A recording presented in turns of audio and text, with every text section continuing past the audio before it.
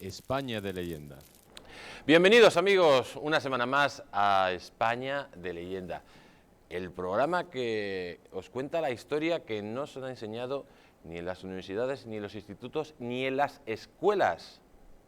Porque desgraciadamente amigos, en las escuelas, en los institutos, en las universidades y en los medios de comunicación, pues nos suelen enseñar una historia tétrica, trágica y generalmente manipulada de lo que es España. Lo cierto es que hoy os hemos preparado pues un programa muy especial, un programa del cual pues ustedes tendrán muchísimas referencias. Habrán visto, por ejemplo, la película La Corona Partida, donde pues Fernando de Aragón y el archiduque Felipe el Hermoso pues se estaban peleando por la corona de España, ¿no? También habrán visto pues la serie de Isabel, que también trata de estos temas, como pues después de 800 años de lucha contra el sarraceno, amigos, pues se unen los reyes católicos, terminan la Reconquista, se forma el primer Estado moderno de Europa, que es nada más y nada menos España, y después de todos esos esfuerzos llegaría un felón llamado Felipe el Hermoso y pondría en entredicho pues esa realidad histórica que es España.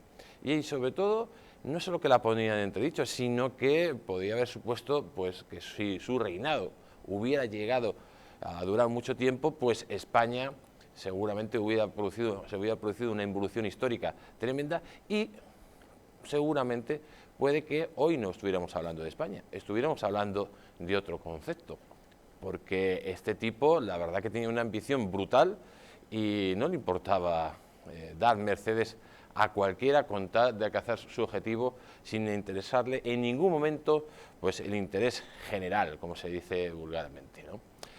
Lo cierto es que hoy os hemos preparado pues un documental que vamos a intentar, sobre todo, que ustedes entiendan lo importante que fue la Reconquista y lo importante que fueron pues esas diferentes fusiones de dinastías que tenían un trasfondo político total, que era recuperar el territorio perdido tras la invasión de los musulmanes. Ya le hablamos en el anterior programa cómo don Julián y los huitizanos habían traicionado a don Rodrigo, y eso había supuesto pues una invasión de la península ibérica que duró prácticamente 800 años.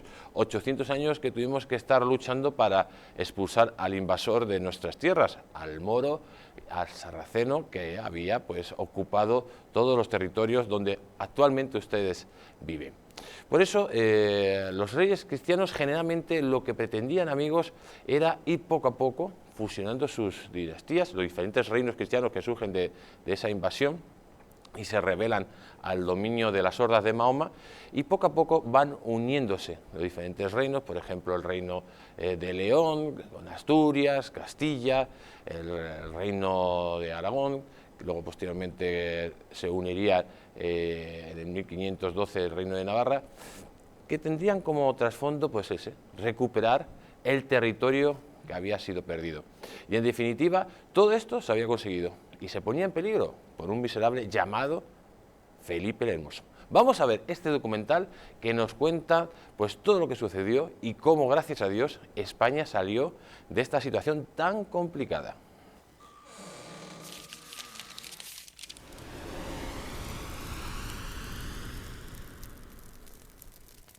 Felipe el Hermoso, el ambicioso flamenco que puso al borde del precipicio a España. La invasión de la península ibérica por las hordas de Mahoma provocará el nacimiento de pequeños reinos cristianos divididos políticamente entre sí, pero a su vez unidos por la idea común de expulsar al infiel y de recuperar la unidad perdida antes de la llegada de los musulmanes. Los monarcas españoles sabían que la única forma de recuperar la unidad nacional usurpada por el moro era por medio de la fusión de las diferentes dinastías.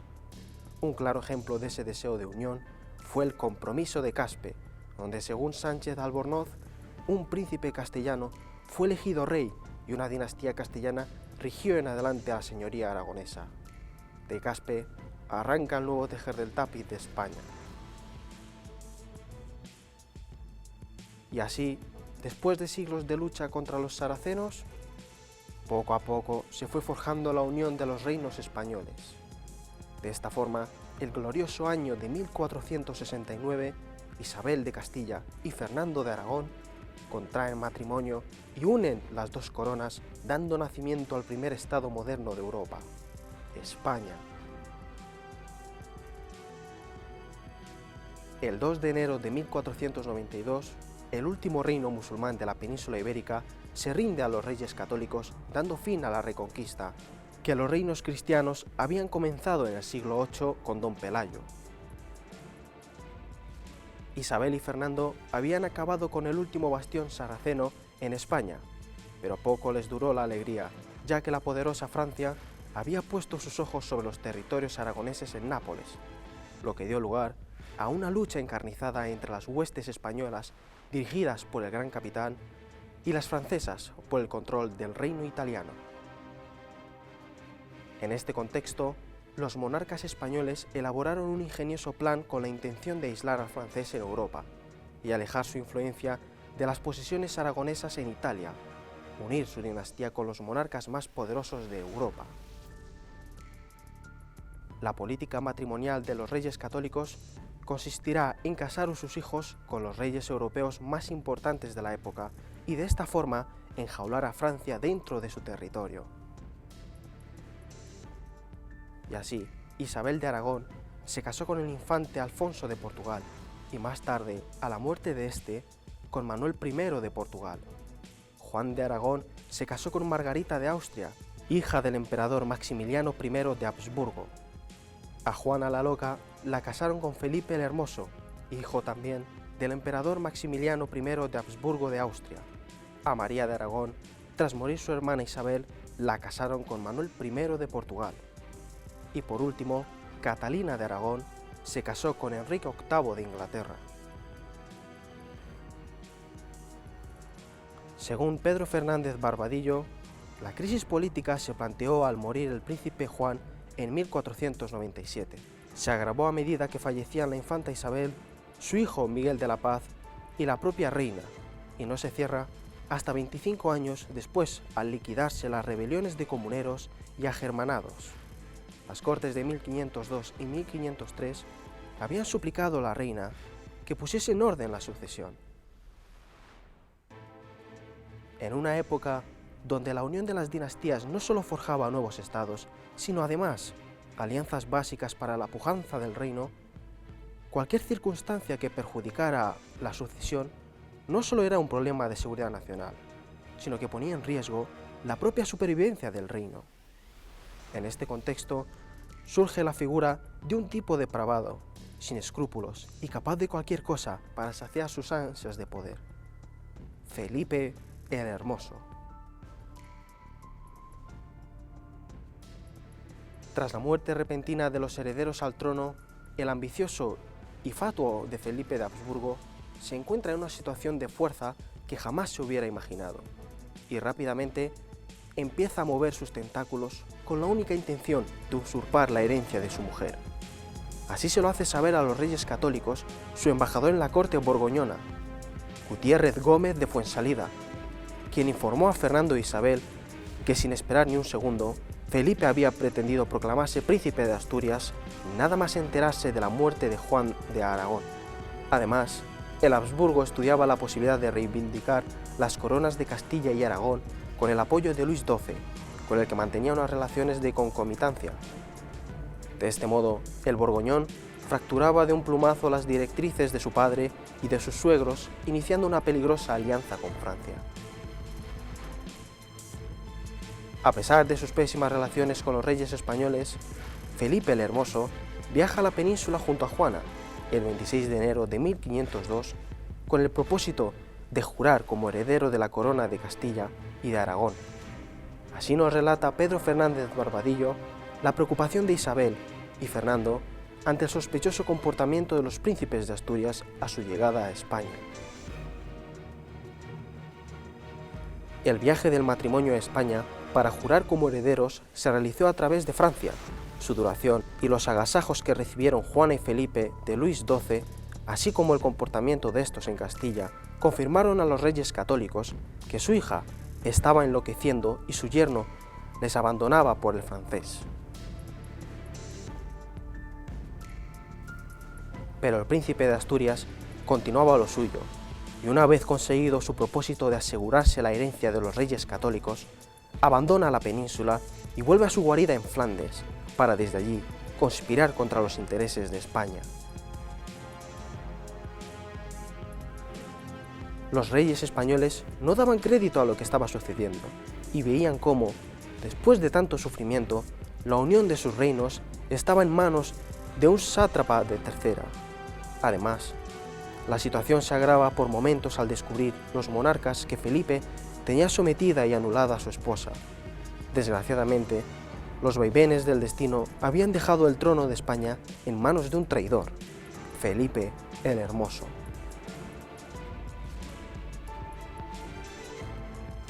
El mezquino príncipe de Asturias poco a poco iba afianzando su alianza con la archienemiga de España, Francia, mientras Isabel y Fernando intentaban por todos los medios destruir el pacto entre Felipe y los gabachos, pero se veían imponentes al no poder contar con el apoyo de su hija, quien tras el acoso psicológico y físico del flamenco se había convertido en un títere en manos del perverso duque de Borgoña. De este modo, el 5 de abril de 1503, Felipe el Hermoso y Luis XII de Francia firman el Tratado de Lyon para poner fin a la guerra en Nápoles. El borgoñón tenía unas indicaciones muy claras de Fernando el Católico, pero se las pasó por el arco del triunfo y pactó otras muy distintas, contraviniendo de esta forma los intereses del monarca español. Ante semejante traición, Fernando rechazó las condiciones del tratado y lo dejó sin efecto. Pero, ¿qué pretendía el pérfido duque flamenco? El Habsburgo aprovecharía la confianza recibida por su suegro para ceder el control del reino aragonés de Nápoles a Francia. En unos años, donde España y Francia mantenían una encarnizada guerra por el control de Nápoles, al heredero de la corona española no se le ocurre otra cosa que pactar con el francés la entrega de Nápoles. ¿Existe mayor traición?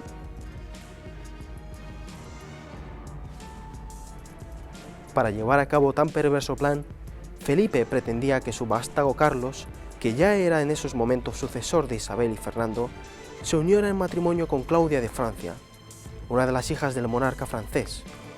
Así, durante la minoría de edad de Carlos y Claudia, el control de la parte norte del reino estaría en manos de los franceses y la de la zona sur quedaría bajo el gobierno del traidor de Felipe, dejando prácticamente fuera del tablero los intereses españoles después de haber luchado a cara de perros para expulsar a los franceses del territorio napolitano.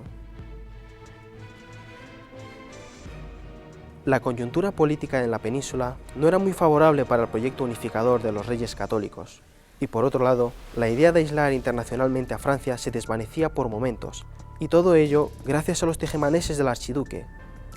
De este modo, el 22 de abril de 1504, los monarcas españoles tienen que enfrentarse a una nueva canallada de Felipe, cuando firman en Blois un acuerdo junto al rey Luis XII de Francia y el emperador Maximiliano, por el cual padre e hijo ayudarían al rey francés a conquistar Nápoles, a cambio de su ayuda para hacerse con la corona de Castilla.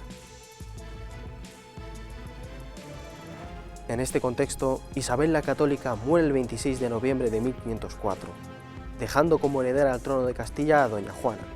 Consciente la reina del estado mental de su hija y de los peligros que suponía Felipe para la unión de las coronas de Castilla y Aragón, introdujo en sus últimas voluntades algunas cláusulas por las que designaba a su marido como gobernador, para que rigiese los reinos en caso de ausencia o incapacidad de la princesa Juana.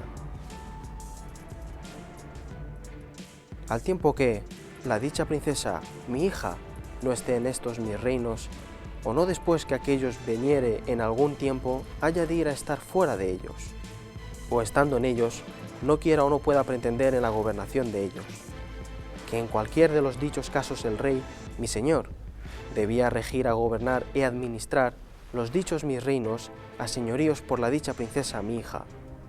Y asimismo, ruego y mando muy afectuosamente a la dicha princesa mi hija y al dicho príncipe su marido, que siempre sea muy obediente e sujetos al rey, mi señor, e que no los salgan de toda reverencia e obediencia e mandado. A principios de 1505, Fernando convocó las Cortes en Toro, donde se juró reina a doña Juana y se reconoció a Fernando como gobernador y administrador del reino. Pero lo que parecía un golpe definitivo al del rey católico se volvió rápidamente en su contra, al colisionar con los intereses de gran parte de la nobleza castellana que estaba esperando con el cuchillo entre los dientes para ajustar las cuentas al viejo monarca aragonés. Parecía que todo estaba a favor del archiduque. Por un lado, la locura de Juana y por otro, las ganas de venganza de la nobleza castellana que estaba guardando la muerte de la reina Isabel para recuperar sus privilegios perdidos. Pero para alcanzar sus espurias ambiciones, Felipe necesitaba la ayuda de un hombre sin escrúpulos, capaz de traicionar a sus reyes y que sirviera de enlace con la despachada aristocracia castellana. Ese hombre sería Juan Manuel de Villena y de la Vega, más conocido como el Señor de Belmonte.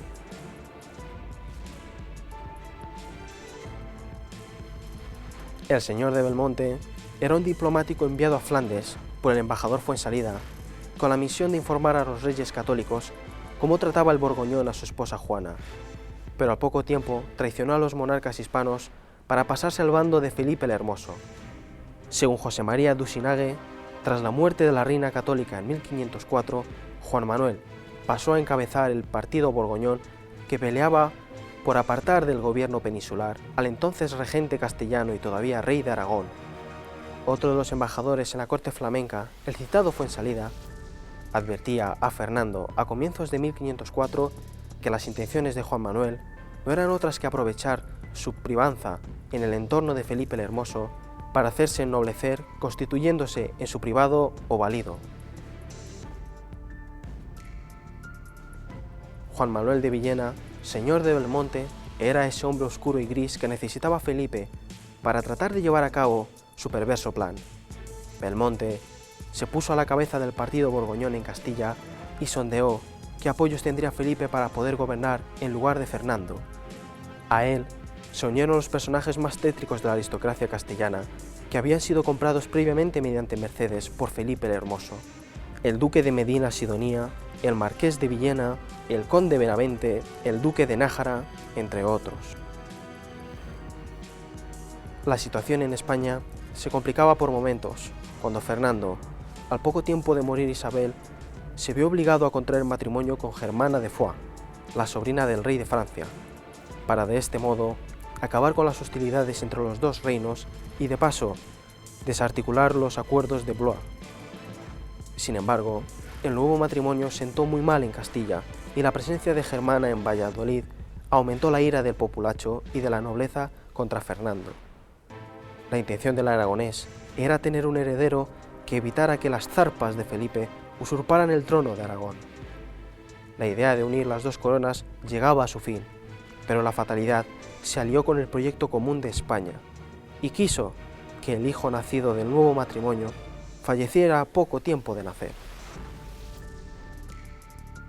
Así las cosas, todo indicaba que el reino de Castilla caería en manos de una piara de traidores y se desmembraría en 1000 pedazos. La aristocracia castellana deseaba que volvieran los tiempos de Enrique IV, cuando los oligarcas, como los marqueses de Villena, dominaban a placer al rey.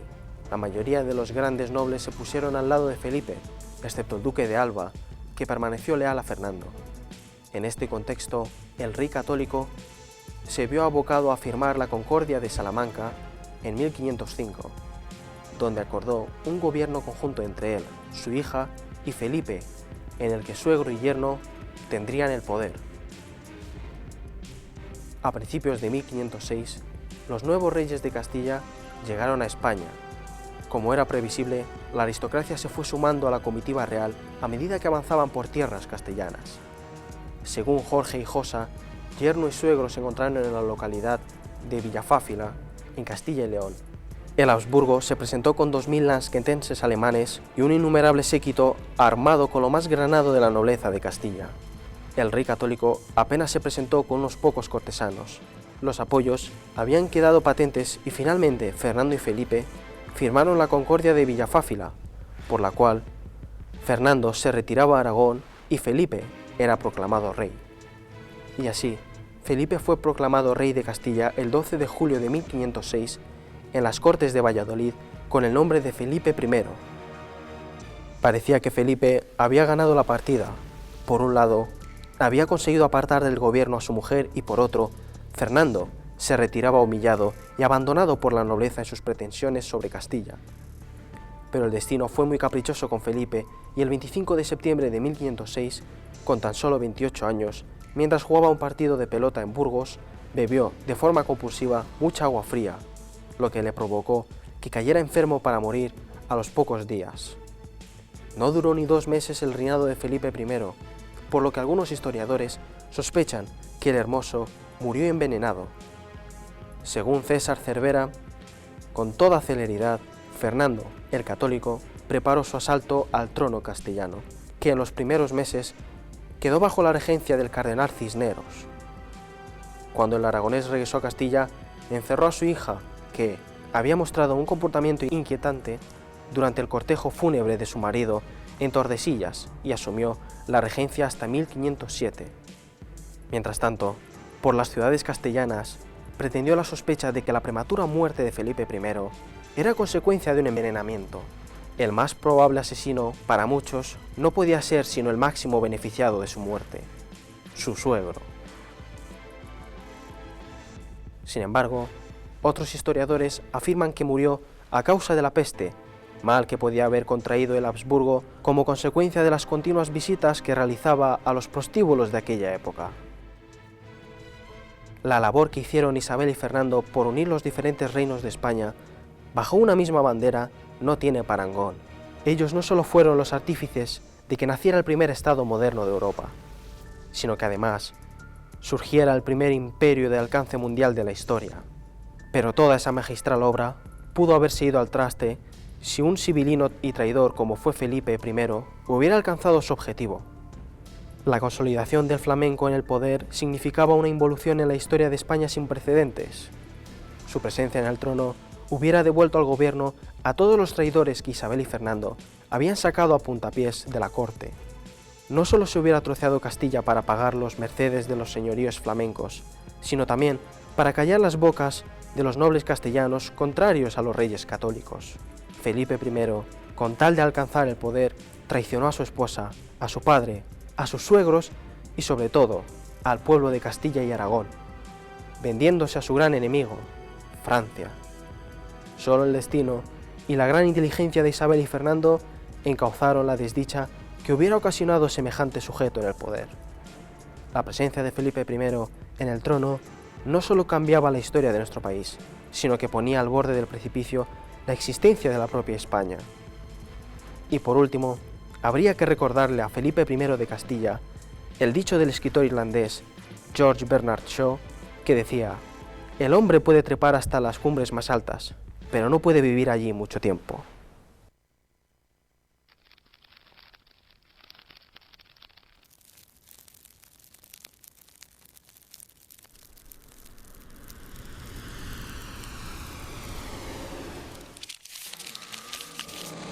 Pues amigos, han visto el documental que hemos preparado, un documental donde lógicamente vemos cómo un traidor llamado Felipe el Hermoso pues estuvo a punto, como hemos dicho anteriormente, de poner en cuestión el primer Estado-nación de Europa, que fue España, y sobre todo pues que volviéramos a la edad medieval.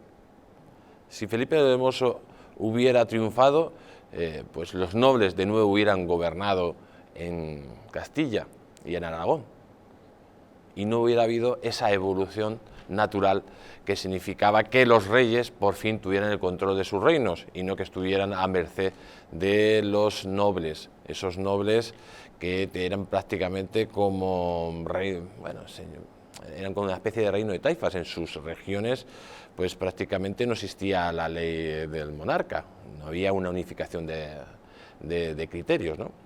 Eso hubiera significado que Felipe el Hermoso hubiera triunfado. Porque amigos, lo hemos dicho antes, han sido muchísimos los años que los cristianos, los reinos cristianos de España lucharon contra el invasor musulmán por medio de, bueno, de sangre, de guerra, pudieron recuperar pues el terreno perdido ante el moro. Y todos esos pequeños reinos que iban saliendo en el norte de España principalmente, primero el reino de Asturias, el reino de Pamplona, luego el reino de Navarra, el reino de Aragón, no hubo reino de Cataluña, como enseñan en las escuelas de Cataluña, no hubo reino de Cataluña, siempre, hay que decirlo, Cataluña ha sido una entidad jurídica que ha estado por debajo de otra superior, primero el reino de Aragón y luego el reino de España. Pero en definitiva estos reinos, aunque estaban divididos, tenían en común una cosa, amigos. Ellos sabían que había que, primero, que expulsar al moro infiel y segundo, que recuperar los territorios que se habían perdido. Y dirá la gente, no, eso no tiene ningún sentido. El mayor sentido, para que ustedes entiendan que esto es una realidad, es cómo poco a poco los diferentes reinos, por medio de los casamientos de la época, se van uniendo, hasta que quedan dos grandes reinos en España, que es el reino de Castilla y el reino de Aragón. A principios del siglo XV se produce un hecho excepcional que determina esta teoría y que la da como válida, que es que en Aragón eligen a un infante castellano para que sea rey de Aragón. Esto es definitivo, porque une a las dos coronas por medio de lazos de sangre. De hecho, los reyes católicos eran primos, y esto lo marcaría todo para la unión definitiva de los diferentes reinos de España, o de los reinos más importantes de España, porque luego posteriormente se incorporaría Navarra. Estamos hablando nada más y nada menos del compromiso de Caspe, donde los nobles aragoneses cogen y eligen a un noble castellano, en este caso a un infante castellano, para que sea reino de sus tierras. Esto, amigos, es decisivo para la posterior unión de España y para que nazca el primer Estado de Europa y el primer Estado que, lógicamente, lleva más de 500 años. Vamos a ver el siguiente vídeo que nos cuenta estas circunstancias. Los monarcas españoles sabían que la única forma de recuperar la unidad nacional usurpada por el moro era por medio de la fusión de las diferentes dinastías. Un claro ejemplo de ese deseo de unión fue el compromiso de Caspe, donde, según Sánchez de Albornoz, un príncipe castellano fue elegido rey y una dinastía castellana rigió en adelante a la señoría aragonesa. De Caspe arranca el nuevo tejer del tapiz de España. Pues ya lo han visto ustedes, amigos. Nace el nuevo tejer de España, según Sánchez Albornoz. Y este tejer de España, pues lógicamente cogería muchísima más consistencia cuando en el glorioso año de 1469 se casan los herederos o los reyes de Aragón y de Castilla. Estamos hablando, amigos, de los padres de la actual España, los que crean la estructura del actual Estado-nación que es España. Y ese casamiento pues sería definitivo, porque a partir de entonces, de esa unión, primero se acaba con los nobles castellanos, que eran pues unos personajes siniestros que estaban constantemente metiendo al reino en continuas guerras civiles. Los reyes católicos acaban con los nobles, le dice, a partir de ahora nosotros gobernamos y ustedes, señores, a seguirnos si quieren, y si no, se van. Eso es un punto muy importante. También, amigos, se acaba con el Imperio Otomano, súper importante. Cuando se celebra la conquista de Granada, amigos, y salen estos tipos con banderas extrañas y totalitarias a decir de que no hay nada que celebrar, muy importante, y por supuesto hay muchísimo que celebrar.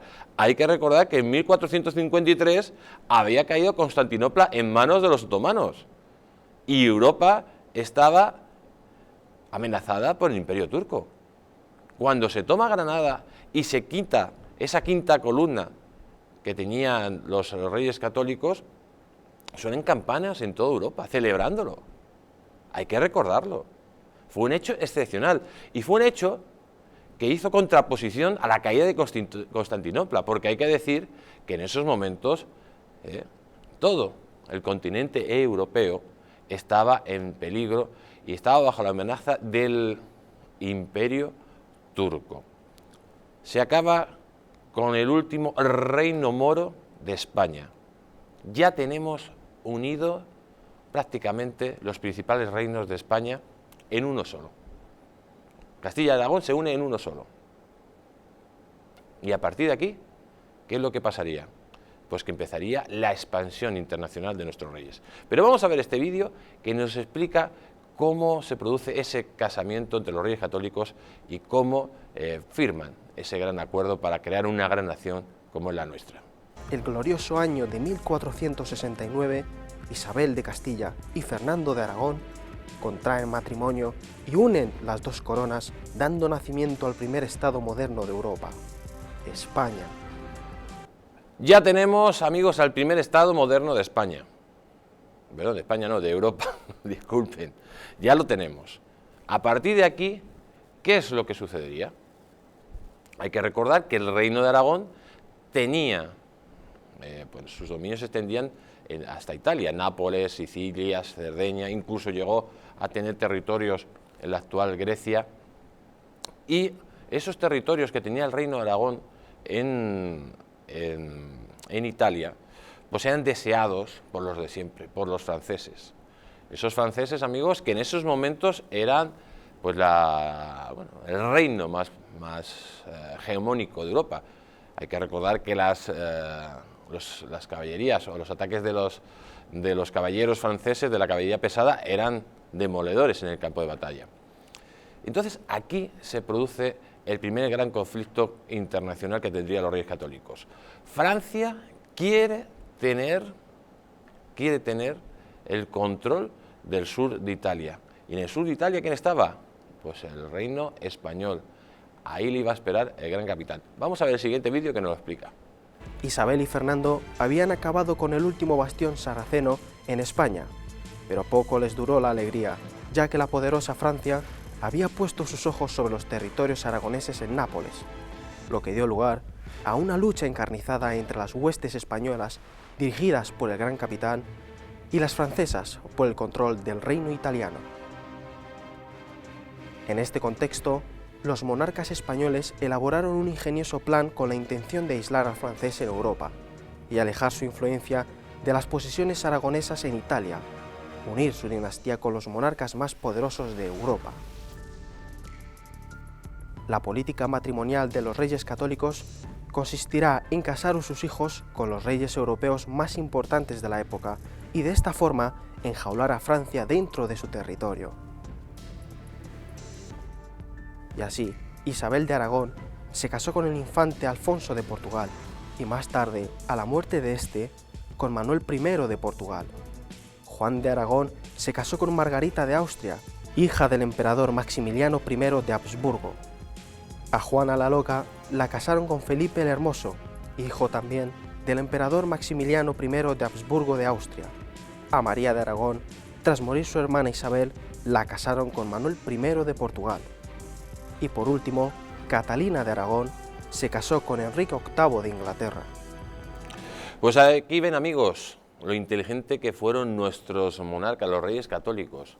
No solo a los franceses les esperaba el gran capitán en Nápoles, sino que además hicieron una política internacional increíble y decisiva. Por un lado, aislaron al león francés. ¿Y cómo lo aislaron? Pues casando a sus vástagos con los principales monarcas de Europa. Por un lado, con el heredero a la corona inglesa, con los herederos al imperio austriaco y con el rey de Portugal. La verdad que la estrategia era perfecta. Internacionalmente, Francia quedaba totalmente aislada. Por otro lado, militarmente a Francia, el gran capitán le estaba dando pal pelo a los franceses una y otra vez, y España empezaba a presentar sus papeles como primera potencia mundial. Pero ¿qué es lo que sucede, amigos? Sucede algo trágico, que poco a poco todos esos herederos de los reyes católicos van muriendo, hasta el punto que le llega, digamos, la corona, le llega a Juana la Loca. ¿Y con quién estaba casada Juana la Loca? Pues con un tipo siniestro, cruel, fatuo, llamado Felipe el Hermoso. Felipe el Hermoso, amigos, que además era vasallo del reino de Francia. En esos momentos se pone en peligro toda la estrategia que habían realizado los reyes católicos y se pone en peligro casi 800 años de la historia de España. ¿Y por qué? Porque este tipo, nada más morir los diferentes herederos al trono de España, se quiere autoproclamar príncipe de Asturias y reclama su parte de la corona. Vamos a verlo. Tras la muerte repentina de los herederos al trono, el ambicioso y fatuo de Felipe de Habsburgo se encuentra en una situación de fuerza que jamás se hubiera imaginado, y rápidamente empieza a mover sus tentáculos con la única intención de usurpar la herencia de su mujer. Así se lo hace saber a los reyes católicos su embajador en la corte borgoñona, Gutiérrez Gómez de Fuensalida, quien informó a Fernando e Isabel que sin esperar ni un segundo, Felipe había pretendido proclamarse príncipe de Asturias nada más enterarse de la muerte de Juan de Aragón. Además, el Habsburgo estudiaba la posibilidad de reivindicar las coronas de Castilla y Aragón con el apoyo de Luis XII, con el que mantenía unas relaciones de concomitancia. De este modo, el borgoñón fracturaba de un plumazo las directrices de su padre y de sus suegros, iniciando una peligrosa alianza con Francia. Fíjense ustedes, amigos, lo que hizo este tipo. No solo se pone en contra de los intereses de su propia mujer, sino incluso en contra de sus propios intereses. Porque si iba a ser ya rey de España, rey de Castilla y Aragón, amigos, ¿por qué? ¿Por qué quería este tipo incluso forzar esa situación? Aliarse con Francia para conseguir esos objetivos, cuando el objetivo tarde o temprano lo iba a conseguir. Imagínense ustedes la ambición desmesurada de este personaje que lógicamente tiene que pasar a la historia como uno de los mayores traidores que ha tenido nuestra nación. Pues sigamos contando la historia. La verdad que ya las rencillas entre los reyes católicos y este personaje eran cada vez mayor. ¿Y qué es lo que sucedió? Pues lógicamente tenía que venir él y su mujer, Juana la Loca, a España para jurar como príncipe de Asturias. ¿Y qué es lo que hizo? Pues otra nueva provocación.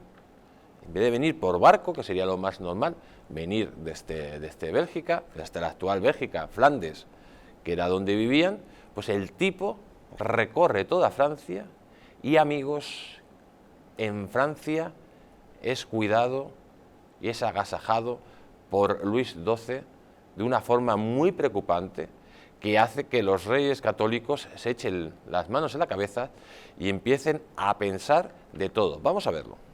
A pesar de sus pésimas relaciones con los reyes españoles, Felipe el Hermoso viaja a la península junto a Juana el 26 de enero de 1502 con el propósito de jurar como heredero de la corona de Castilla y de Aragón. Así nos relata Pedro Fernández Barbadillo la preocupación de Isabel y Fernando ante el sospechoso comportamiento de los príncipes de Asturias a su llegada a España.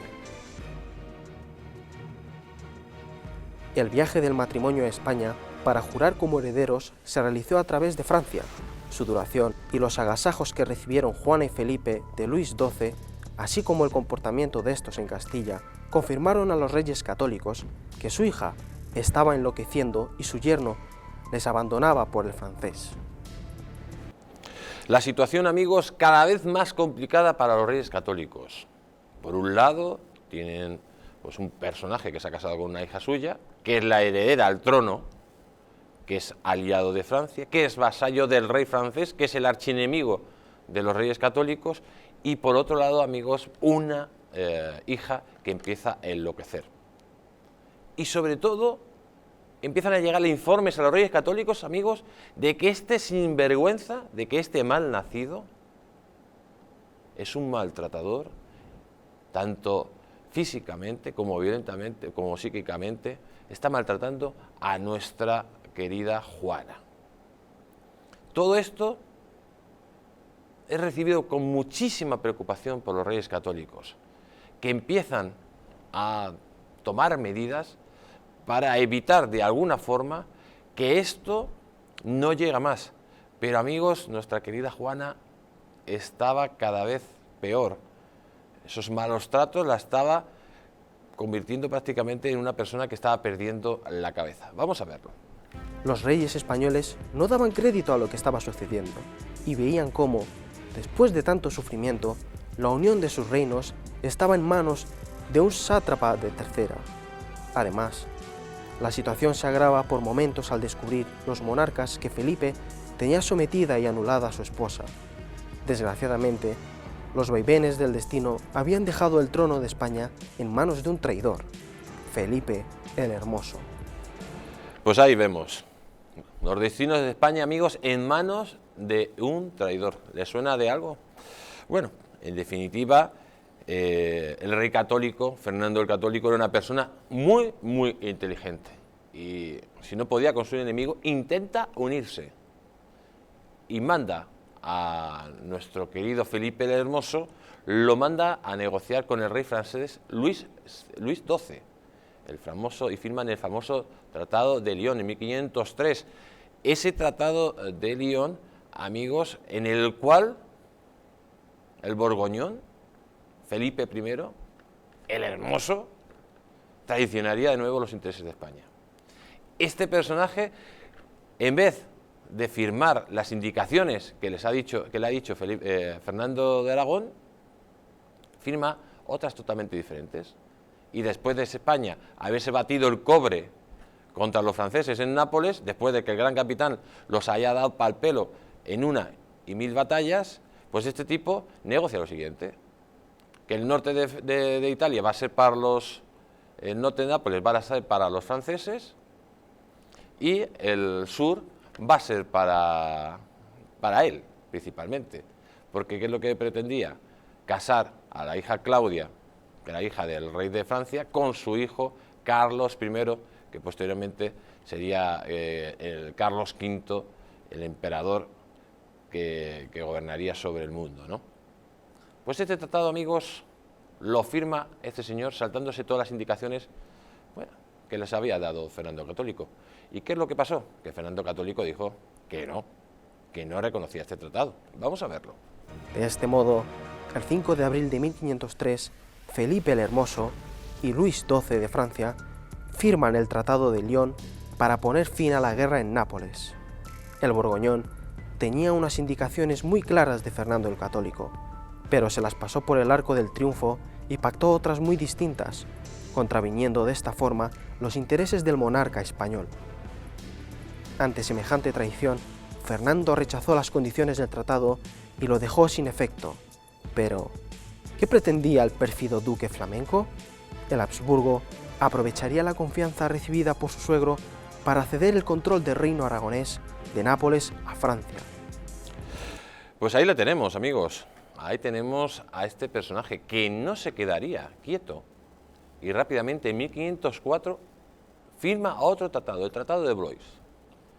En este tratado también interviene su padre, Maximiliano, y firman con Francia que Francia ayudaría al traidor de Felipe I a hacerse con las coronas de Castilla y Aragón, a cambio de que Maximiliano ayude a Francia en la guerra en Nápoles. ¿Se puede ser más miserable, amigos? Cuando este tipo iba a ser el heredero a la corona de España, a la corona de Castilla y Aragón. Pero si la situación ya era preocupante, todavía es más. Cuando la mejor reina que ha existido en la historia universal, Isabel de Castilla, que gracias a Dios fue española, muere en 1504, el 26 de noviembre, hace poco, ahora estamos en noviembre, hace poco que murió, sería el aniversario de su muerte. Muere y declara heredera de la corona de Castilla a su hija Juana y gobernador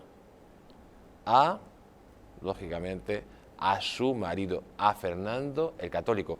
¿Por qué hace esto? Porque ya eran muchísimas las informaciones que indicaban que no se podía dejar la corona en manos de un traidor. Vamos a verlo. De este modo, el 22 de abril de 1504, los monarcas españoles tienen que enfrentarse a una nueva canallada de Felipe, cuando firman en Blois un acuerdo junto al rey Luis XII de Francia y el emperador Maximiliano, por el cual padre e hijo ayudarían al rey francés a conquistar Nápoles, a cambio de su ayuda para hacerse con la corona de Castilla. En este contexto, Isabel la Católica muere el 26 de noviembre de 1504, dejando como heredera al trono de Castilla a doña Juana. Consciente la reina del estado mental de su hija y de los peligros que suponía Felipe para la unión de las coronas de Castilla y Aragón, introdujo en sus últimas voluntades algunas cláusulas por las que designaba a su marido como gobernador, para que rigiese los reinos en caso de ausencia o incapacidad de la princesa Juana. Pues amigos, todo parecía que iba a estar de nuevo controlado. Después de este tratado y después del Nuevo Testamento de Isabel la Católica, parecía que se había echado o se había dejado de lado al Borgoñón del trono, o del gobierno, por lo menos.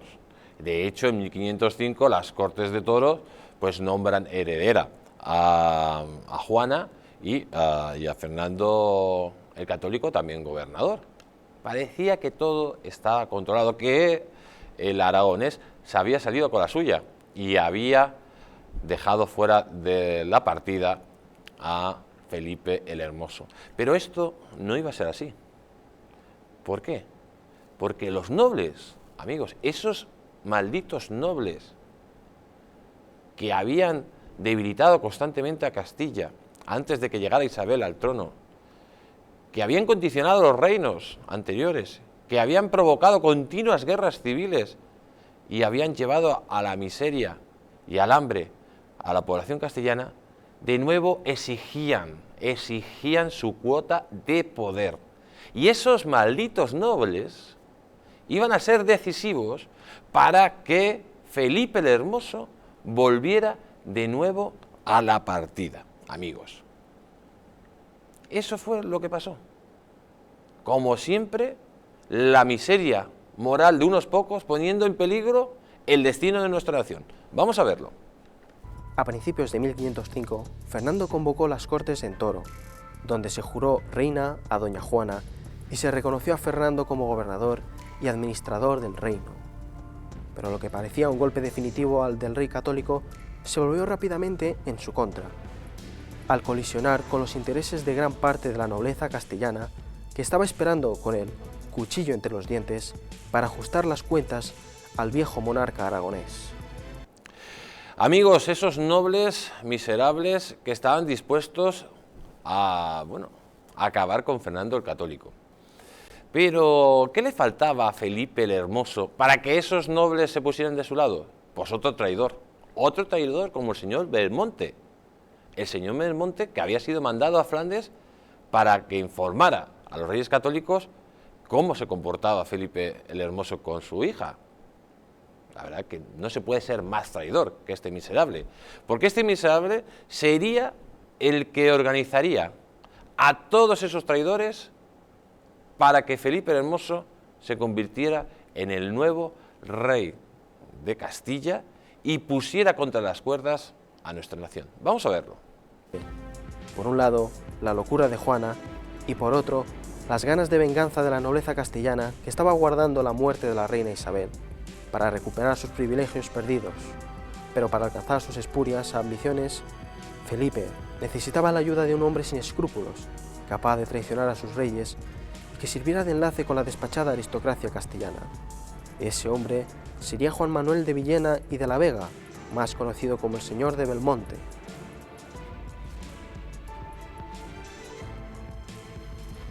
El Señor de Belmonte era un diplomático enviado a Flandes por el embajador Fuensalida, con la misión de informar a los reyes católicos cómo trataba el Borgoñón a su esposa Juana, pero al poco tiempo traicionó a los monarcas hispanos para pasarse al bando de Felipe el Hermoso. Según José María Dusinague, tras la muerte de la reina católica en 1504, Juan Manuel pasó a encabezar el partido borgoñón que peleaba por apartar del gobierno peninsular al entonces regente castellano y todavía rey de Aragón. Pues amigos, la situación era ya crítica para Fernando el Católico. Y este señor, que era muy inteligente, pues dijo, bueno, si no hay más remedio que Felipe el Hermoso sea rey de Castilla, vamos a intentar de que no sea rey de Aragón. ¿Y qué es lo que hizo? Pues casarse con Germana de Foix, que era, pues era familiar del rey de Francia. De esa forma pues rompía los acuerdos del Tratado de Blois y, por otro lado, buscaba un heredero para que Aragón quedara fuera de las garras de este miserable, de Felipe el Hermoso. Vamos a verlo. La situación en España se complicaba por momentos, cuando Fernando, al poco tiempo de morir Isabel, se vio obligado a contraer matrimonio con Germana de Foix, la sobrina del rey de Francia, para de este modo acabar con las hostilidades entre los dos reinos y, de paso, desarticular los acuerdos de Blois. Sin embargo, el nuevo matrimonio sentó muy mal en Castilla y la presencia de Germana en Valladolid aumentó la ira del populacho y de la nobleza contra Fernando. La intención del aragonés era tener un heredero que evitara que las zarpas de Felipe usurparan el trono de Aragón. Pues amigos, la verdad que ese matrimonio dio como fruto a un heredero que, por desgracia del destino, murió, pero a la larga fue eso favorable para el conjunto de la nación. Bueno, Felipe el Hermoso sigue intrigando y cada vez va cogiendo más poder. Y hace que firme nuestro monarca el Tratado de Salamanca, la Concordia de Salamanca, en la cual pues se acuerda que hay un gobierno conjunto entre Fernando el Católico, su hija Juana la Loca y Felipe el Hermoso. Vamos a verlo. En este contexto, el rey católico se vio abocado a firmar la Concordia de Salamanca en 1505, donde acordó un gobierno conjunto entre él, su hija y Felipe, en el que suegro y yerno tendrían el poder. Pues suegro y yerno tendrían el poder, pero Felipe el Hermoso quería el poder absoluto. Sabía que ya tenía a los nobles de su lado. Los traidores de los nobles castellanos se habían puesto al lado de otro gran traidor, Felipe el Hermoso. ¿Por qué? Porque les había prometido grandes mercedes, se habían vendido como prostitutas, amigos. Y por eso ya tenía prácticamente a todos de su mano. Solo el duque de Alba estaría del lado de Fernando el Católico. Fernando el Católico veía por momentos cómo se le iba de las manos toda esta situación. Y ya llega Felipe el Hermoso, llega con sus nobles, entra por el norte de España, se produce el famoso encuentro de Villafáfila y ahí Fernando el Católico decide ceder el control de la corona de Castilla a Felipe el Hermoso y retirarse. Pero amigos, el plan que tenía nuestro gran Fernando Católico le devolvería pronto al control de la corona. Vamos a verlo. Según Jorge Hijosa, yerno y suegro se encontraron en la localidad de Villafáfila, en Castilla y León. El Habsburgo se presentó con 2000 lansquentenses alemanes y un innumerable séquito armado con lo más granado de la nobleza de Castilla. El rey católico apenas se presentó con unos pocos cortesanos. Los apoyos habían quedado patentes y finalmente Fernando y Felipe firmaron la Concordia de Villafáfila, por la cual Fernando se retiraba a Aragón y Felipe era proclamado rey. Y así, Felipe fue proclamado rey de Castilla el 12 de julio de 1506 en las Cortes de Valladolid con el nombre de Felipe I. Pues Felipe I, Felipe el Hermoso, amigos, como ustedes quieran llamarle, parecía que se había salido con la suya, pero lo que no sabía es que estaba tratando con uno de los mayores genios de la política que ha existido en la historia, que es Fernando el Católico. De hecho, Maquiavelo en su libro El Príncipe se inspira en él. ¿Por qué? Porque era un genio, amigos. Es que tuvimos la mejor reina de la historia universal y tuvimos también el mejor rey de la historia universal, Isabel y Fernando, los padres de España. Fernando se retira y le deja a este fatuo de rey pues creerse que ha vencido. Le nombran rey y ya empieza a tomar posesión él y sus flamencos, esos flamencos que venían a esquilmar Castilla, que venían a esquilmar el naciente imperio español. Pero ¿qué es lo que sucede? Que en una partida de bola en Burgos, nuestro borgoñón, nuestro rey flamenco, Felipe el Hermoso, amigos, muere de repente. Queda todo en nada. Sus ansias de poder quedan en nada. Ha muerto. Y coge la regencia el Cardenal Cisneros para posteriormente devolvérsela a Fernando Católico, que se haría con el poder. La jugada maestra de Fernando el Católico. Dicen que la muerte de Felipe el Hermoso fue porque bebió agua fría y le dio un suponcio, pero hay otras teorías, que era un degenerado que solía acostumbrar ir a casas de citas, de prostitutas, y que ahí cogió la peste, pero también hay otra teoría que dice que pues este señor murió porque fue envenenado por su suegro, por Fernando el Católico. Lo cierto, que lo mismo me da que fuera una cosa que fuera la otra, amigos. La muerte de este personaje fue clave para que naciera el mayor imperio de la historia hasta ese momento, que fue el Imperio Español, el primer imperio global, porque de manos de Fernando el Católico y luego posteriormente de sus nietos y bisnietos, España gobernaría el mundo. Y todo gracias a que este hombre no gobernó más de 2 meses. ¿Qué le sucedió a esos nobles que se lamían creyendo que iban a recuperar altas cuotas de poder?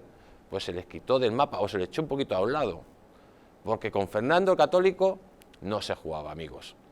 En definitiva, yo creo que hemos comprendido perfectamente lo que fue esa gran traición de Felipe el Hermoso, esa gran traición del señor Belmonte, que nunca hay que olvidarlo, y sobre todo la gran traición de los nobles castellanos, amigos.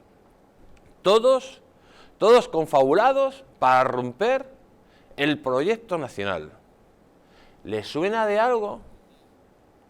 Se parece mucho a lo que estamos viviendo hoy en día en la España actual. Por eso es muy importante que no olvidemos nuestra historia para no repetir los errores del pasado. Amigos, se nos acaba el tiempo y aquí os dejamos. Os vemos la próxima semana aquí, en España de Leyenda.